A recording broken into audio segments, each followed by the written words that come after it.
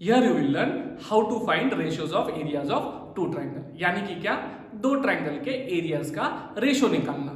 Ratio का मतलब है दो ट्रायंगल के एरिया को आपस में डिवाइड करना। उसके लिए हमें ट्रायंगल का एरिया निकालना होगा। ट्रायंगल का एरिया निकालने के लिए हम फॉर्मूला यूज करेंगे half into base into height. Suppose हम दो ट्रायंगल ले लेते हैं, ट्रायंगल 1 और ट्रायंगल 2। ये ट्रायंगल 1 और ट्रायंगल 2 हमने सिंबॉलिक फॉर्म में लिए।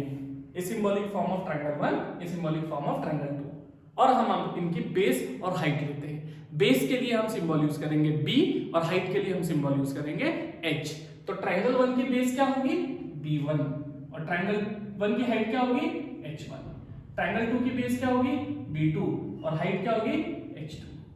तब हमें ट्रायंगल 1 का एरिया क्या मिलेगा, एरिया ऑफ ट्रायंगल 1। ये ध्यान रखना, इसे ज्योमेट्री में हम कैसे प्रोनाउंस करते हैं, A will stand for area, और ब्रैकेट को हम प्रोनाउंस करते हैं ऑफ, और ये सिंबल किसका है, ट्रायंगल 1 का। तो अब बोलेंगे कैसे पूरा एक साथ में, एरिया ऑफ ट्रायंगल 1।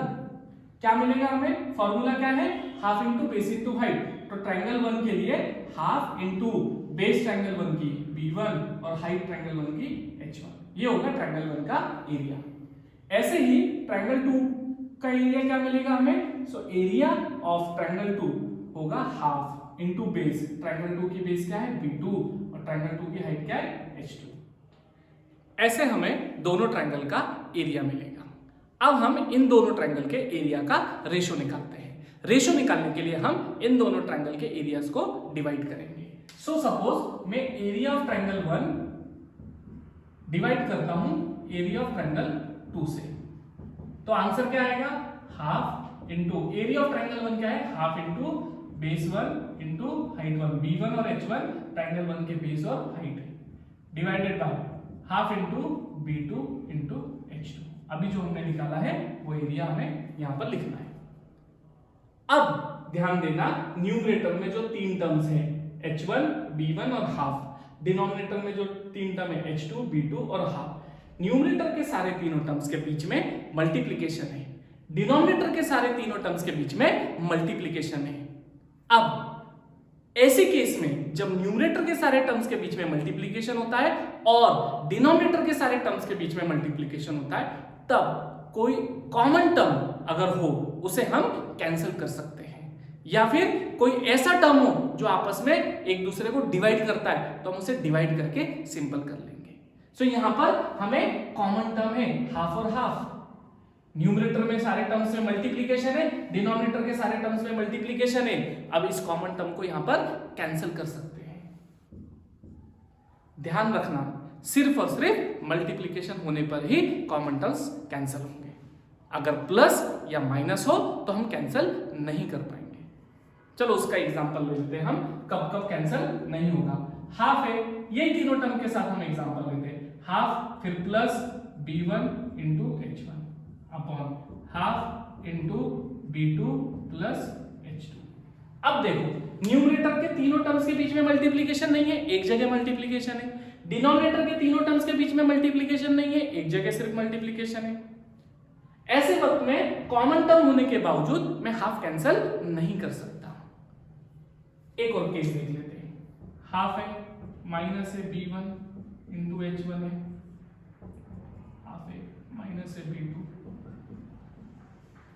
ऐसे केस में भी न्यूमरेटर के तीनों टर्म्स के बीच में मल्टीप्लिकेशन नहीं है, एक ही टर्म एक ही जगह मल्टीप्लिकेशन है। डिनोमिनेटर में भी तीनों टर्म्स के बीच में मल्टीप्लिकेशन नहीं है। सो ऐसे वक्त हाफ और हाफ कॉमन टर्म हम कैंसिल नहीं कर सकते। अब हम प्लस और माइनस साइन के साथ ऐसे कई सारे कॉम्बिनेशंस बना सकते हैं।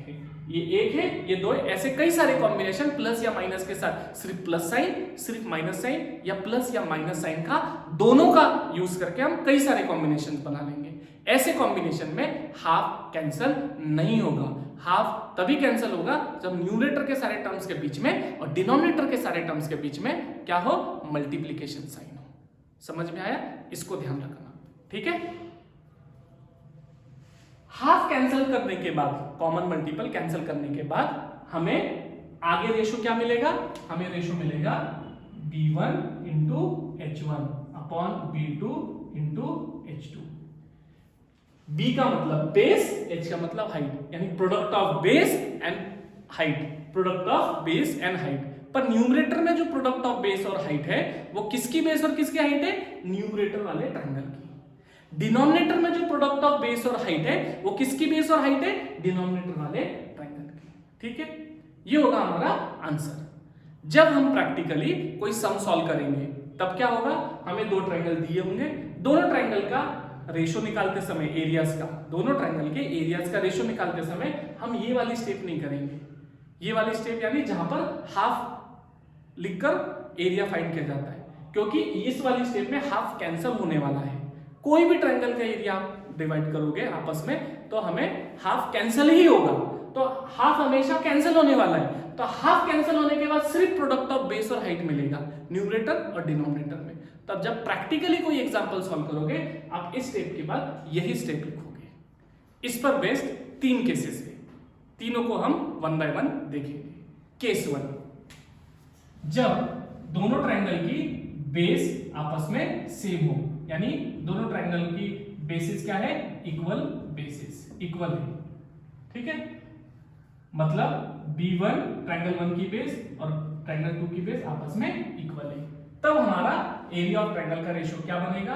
Area of triangle 1 divided by area of triangle 2 is equal to, तो हमने क्या देखा था? ट्रायंगल 1 का एरिया डिवाइडेड बाय ट्रायंगल 2 का एरिया क्या आंसर देता है? डायरेक्ट ये आंसर लिखेंगे, ये वाली स्टेप नहीं करेंगे। तो क्या आंसर देता है? प्रोडक्ट ऑफ बेस और height divided by product of base और हाइट।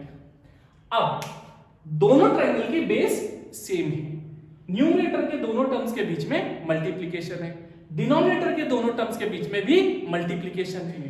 अब ऐसे अब जो भी टर्म कॉमन है वो कैंसिल हो सकता है। कॉमन यानी इक्वल, कॉमन हो या इक्वल हो या सेम हो उस वक्त हम उनको कैंसिल कर सकते हैं। तो हमें यहाँ पर क्या है? B1 और B2 क्या है? कॉमन है। B1 और B2 क्या है? इक्वल है। अब हम B1 और B2 को आपस में कैंसिल कर सकते हैं, यानी B1 और B2 की वैल्यू इक्वल है, इसलिए हमने कैंसिल किया तो हमें क्या मिला? H1/H2। जब दोनों ट्रायंगल की बेस इक्वल होंगी तब हम दो ट्रायंगल के एरियाज का रेशियो निकालेंगे, तो हमें क्या मिलेगा?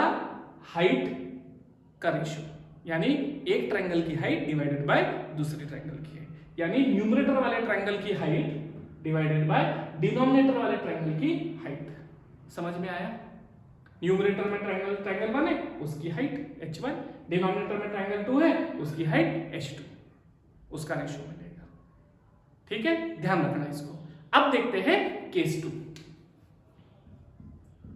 केस 2 में हम देखेंगे इक्वल हाइट्स होने पर रेशियो क्या मिलेगा। तो इक्वल हाइट यानी कि क्या? ट्रायंगल 1 की हाइट और ट्रायंगल 2 की हाइट क्या? इक्वल लेंगे। तब हमें area of triangle 1 divided by area of triangle 2 क्या मिलेगा? तो हमने देखा area of triangle 1 divided by area of triangle 2 क्या लेंगे? Area of triangle 1 divided by area of triangle 2, हम ये product of base into height divide by product of base into height, ये वाली स्टेप नहीं करेंगे क्योंकि यहाँ पर हाफ कैंसिल होता है। इस स्टेप को एक्स्ट्रा माना जाएगा, यदि एक्स्ट्रा हो जाएगी अगर लिखेंगे तो हमारा टाइम वेस्ट हो जाएगा, स्टेप भी बढ़ जाएगी और टाइम भी बढ़ जाएगा। इसलिए हम सीख चुके हैं कि ये स्टेप में हाफ कैंसिल ही होता है, ये सिंपलेस्ट आंसर है, तो इसके बाद हम यही लिखेंगे। तो लिख लेते क्या है? Product of base into height divide by product of base into height. अब हमने क्या देखा है यहाँ पर केस में क्या है? इक्वल हाइट, यानी दोनों ट्रायंगल की हाइट क्या है? सेम है, यानी टर्म कॉमन है या इक्वल है। तो कौन सा टर्म कॉमन है या इक्वल है? हाइट और हाइट वाला टर्म इक्वल है, तो ये कैंसिल हो जाएंगे। कैंसिल क्यों किए हैं? फिर से याद कर लेना, कैंसिल इसलिए किए हैं क्योंकि न्यूमरेटर के दोनों टर्म्स के बीच में और डिनोमिनेटर के दोनों टर्म्स के बीच में क्या है? मल्टीप्लिकेशन है, प्लस या माइनस साइन नहीं है, इसीलिए ये कैंसिल हो सकते हैं और हमने कैंसिल कर दिए हैं। तो हमें क्या मिलेगा आंसर? हमें आंसर मिलेगा बेस 1 अपॉन बेस 2। फाइन, यानी दो ट्रायंगल के एरिया का ratio equal to ratio of their corresponding bases कब मिलेगा? जब दोनों ट्रायंगल की हाइट क्या होगी? इक्वल होगी। ठीक है, अब आते हैं हम केस 3 पर। तो केस 3 क्या है? केस 3 है जब हमारी दोनों ट्रायंगल की बेसिस सेम होगी एंड हाइट भी सेम होगी। यानी कि क्या, ट्रायंगल 1 की बेस और ट्रायंगल 2 की बेस सेम होगी, एंड ट्रायंगल 1 की हाइट और ट्रायंगल 2 की हाइट भी आपस में सेम होगी। तब हमें दो ट्रायंगल के एरिया का रेशियो क्या मिलेगा, area of triangle 1 divided by area of triangle 2। क्या मिलेगा, area of triangle 1 divided by area of triangle 2 का आंसर क्या है, ये वो है base 1 into height 1 upon base 2 into height 2। अब क्या इक्वल है, यहाँ पे बेस 1 और बेस 2 इक्वल है, न्यूमरेटर में दोनों टर्म्स के बीच में मल्टीप्लिकेशन, डिनोमिनेटर में दोनों टर्म्स के बीच में मल्टीप्लिकेशन। अब जो भी कॉमन होगा कैंसिल होगा, जो भी इक्वल होगा आपस में कैंसिल हो सकता है। तो b1 और b2 इक्वल है तो वो आपस में कैंसिल हो जाएंगे। अब h1 और h2 भी इक्वल है तो वो भी आपस में क्या हो जाएंगे, कैंसिल। न्यूमरेटर के सारे टर्म्स कैंसिल हो गए तो क्या बचा, 1। डिनोमिनेटर के सारे टर्म कैंसिल हो गए तो क्या बचा, 1। तो हमें आंसर क्या मिलेगा, 1/1।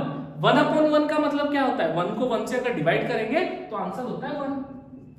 यानी कि दो ट्रायंगल के एरिया का ratio, area of triangle 1 divide by area of triangle 2 क्या आया, 1, जब दोनों की बेस सेम थी और दोनों की हाइट सेम थी।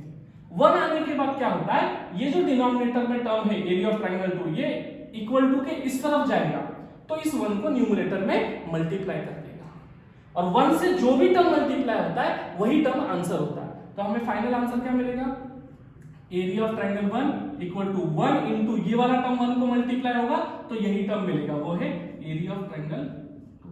यानी area of triangle 1 will be equal to area of triangle 2। ये कब मिलेगा, जब दोनों ट्रायंगल की बेसिस इक्वल होंगी और दोनों ट्रायंगल की हाइट आपस में इक्वल होंगी। बेसिस आपस में इक्वल है और हाइट आपस में इक्वल है। इसमें हम और एक सब केस देख सकते हैं, वो क्या है कि फर्स्ट ट्रायंगल की बेस और दूसरे ट्रायंगल की हाइट सेम है, और फर्स्ट ट्रायंगल की हाइट और दूसरे ट्रायंगल की बेस सेम है। यानी कि क्या, यहां पे शॉर्ट में लिखते हैं, बेस 1 किसको सेम है, हाइट 2 को, और हाइट 1 किसको सेम है, बेस 2 को। तब क्या बनेगा, area of triangle 1 divided by area of triangle 2 क्या बनेगा, base 1 into height 1 divided by base 2 into height 2। ये तो आंसर आप पहले लिख लेंगे, दो ट्रायंगल के एरियाज का रेशियो। अब क्या बोला है, क्या किसको सेम है, बेस 1 हाइट 2 को सेम है, यानी बेस 1 हाइट 2 को सेम है। न्यूमरेटर में प्रोडक्ट मल्टीप्लिकेशन है, डिनोमिनेटर में मल्टीप्लिकेशन, यानी कॉमन टर्म या इक्वल टर्म कैंसिल हो सकते हैं। तो ये और ये सेम है, ये आपस में कैंसिल हो जाएंगे। ये और ये भी सेम है, h1 और b2 सेम है तो ये भी आपस में कैंसिल हो जाएंगे। न्यूमरेटर के सारे टर्म कैंसिल हो गए, 1 बचा। डिनोमिनेटर के सारे टर्म्स कैंसिल हो गए, 1 बचा। तो area of triangle 1 upon area of triangle 2 क्या बचा, आंसर क्या आया हमारा, 1/1। इसका मतलब क्या है, आंसर क्या आया, 1। Area of triangle 1 divided by area of triangle 2 क्या आंसर मिला, 1। और जब आंसर 1 मिलता है दो ट्रायंगल के एरियाज का रेशियो का, यानी दोनों ट्रायंगल के एरिया क्या होते हैं, इक्वल, जो हमने यहां पर देखा है। तो हमने तीनों केसेस में क्या देखा, पहली केस में हमने दोनों ट्रायंगल की बेसिस इक्वल देखी, यानी b1 और b2 इक्वल। तो हमें दो ट्रायंगल के एरिया का रेशियो किसको इक्वल मिला, हाइट के रेशियो को इक्वल मिला। इसी प्रकार जब हमने केस 2 में इक्वल हाइट्स देखी, यानी दो ट्रायंगल की हाइट आपस में इक्वल थी, तब दो ट्रायंगल के एरिया का रेशियो किसको इक्वल मिला, रेशियो ऑफ देयर बेसिस को। और केस 3 में हमने क्या देखा, जब दोनों ट्रायंगल की बेसिस आपस में इक्वल है एंड दोनों ट्रायंगल की हाइट आपस में इक्वल है, यानी बेस 1 बेस 2 इक्वल है, हाइट 1 हाइट 2 इक्वल है, तो दो ट्रायंगल का एरिया का रेशियो हमें इक्वल टू क्या मिला, 1। और इक्वल टू 1 का मतलब है दो ट्रायंगल के एरिया का रेशियो इक्वल टू 1 का मतलब है दोनों ट्रायंगल का एरिया आपस में क्या होगा, इक्वल होगा। इसमें एक सब केस भी देखी हमने, केस 3 में सब केस। यहां पर क्या बोला था, दोनों ट्रायंगल की बेस आपस में इक्वल है और दोनों ट्रायंगल की हाइट आपस में इक्वल है। तो एक सब केस बना लेते हैं हम कि एक ट्रायंगल की, पहले ट्रायंगल की बेस और दूसरे ट्रायंगल की हाइट आपस में इक्वल है, और पहले ट्रायंगल की हाइट और दूसरे ट्रायंगल की बेस आपस में इक्वल है, तब भी जाके हमें दो ट्रायंगल का एरिया का रेशियो क्या मिलेगा, इक्वल टू 1। और इक्वल टू 1 का मतलब है दोनों ट्रायंगल का एरिया आपस में क्या होगा, इक्वल होगा। जहां भी वीडियो में आपको कोई कंसेप्ट डिफिकल्ट लगे वहां पर पॉज करो और वीडियो को रिपीट करके देख लो। पूरा वीडियो खत्म करने के बाद अगर आपको फिर भी कोई डिफिकल्टी होती है तो एक बार वीडियो को दोबारा जरूर देखना, और दोबारा देखने के बाद भी अगर कोई डिफिकल्टी आपकी अभी भी क्लियर नहीं हुई तो आप वो सारी डिफिकल्टीज को यानी सारे डिफिकल्ट क्वेश्चन को, आपके क्वेरीज को मुझे मेल कर सकते हो, और मेल आईडी आपको डिस्क्रिप्शन बॉक्स में दिया है। Like this video, share this video and subscribe this channel. Don't forget to click the bell icon. Thank you.